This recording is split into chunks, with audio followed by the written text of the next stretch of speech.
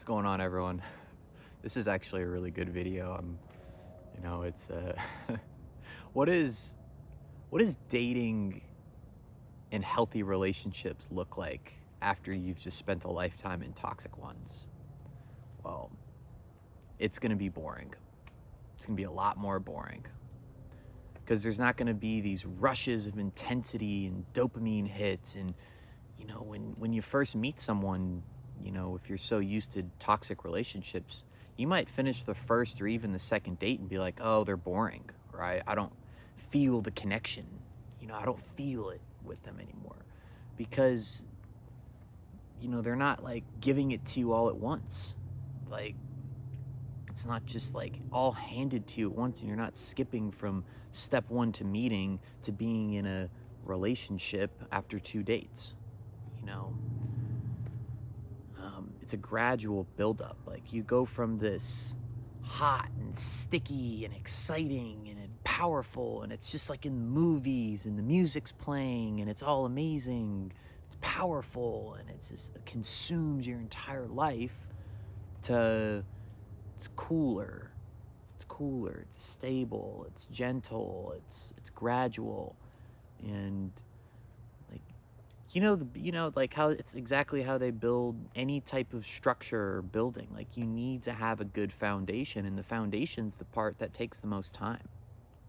But once that foundation's built and you can slowly build it up and up and up, then when it gets to a certain point, that's when it becomes powerful, and emotionally open and and that connection's so deepened, but it's stable, it's firm, it's, you're not going to be just hit with this intense anxiety of like, oh my God, it could like end at any time, because it's stable. Like, one argument or one issue is not going to end the relationship.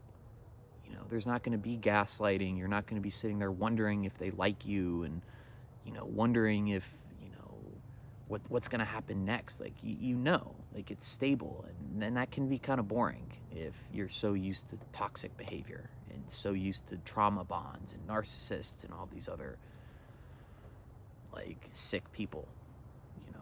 But to to get there, though, it takes a hell of a lot of work, and you have to go through the ringer, which is you have to go through those toxic relationships. You have to kind of do enough of them to start kind of realizing, and you have to get to a point, like, authentically.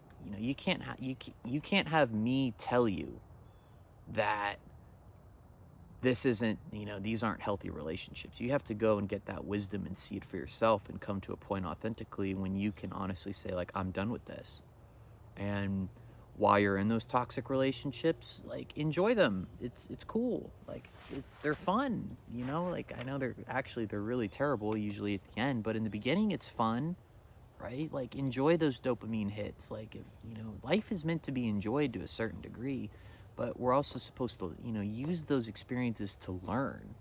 And then you're going to get to a point where you don't really want that intensity anymore, and you don't really want that, like, instability and that those dopamine hits all the time. Like, you just kind of want something stable, because you're stable inside.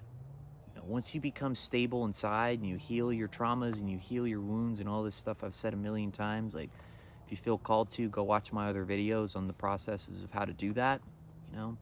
They tend to not really get the most views, but that's okay. But you're just not gonna like want to deal with that anymore. It's like you start to get to a point where, like, your inner peace is just far more important, and stability and, like, being calm inside is just far more important than that rush and those dopamine hits and, like, all of that, like, intensity, and the anxiety that comes with it. Like, it's I did a whole video on, like, why we love toxic relationships, for good reason too. It feels, yeah, it's on another level, man. Like, everything from the sex to the fighting and all the up and downs and all of that stuff. Like,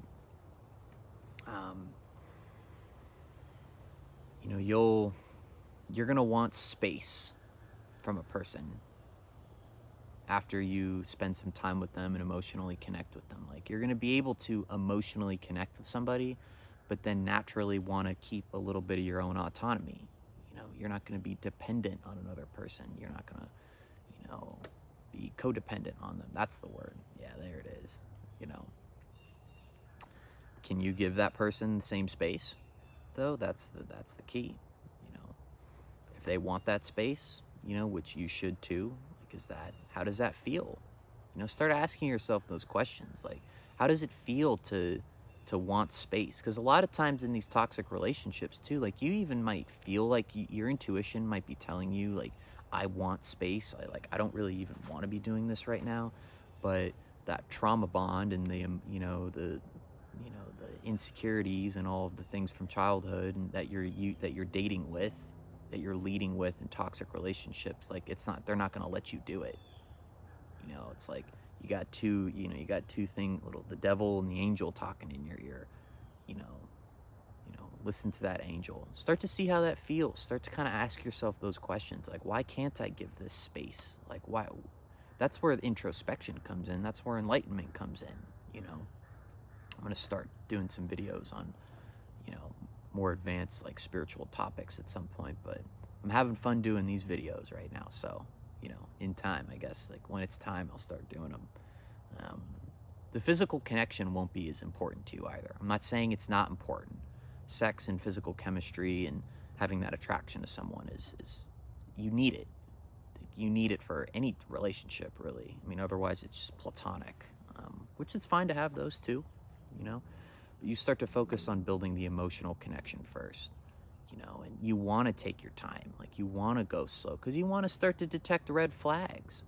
Like, people can't hide that stuff forever. Like, everyone's hiding it on the first couple of dates. Like, please, like, we're all on our best behavior, for the first couple of months.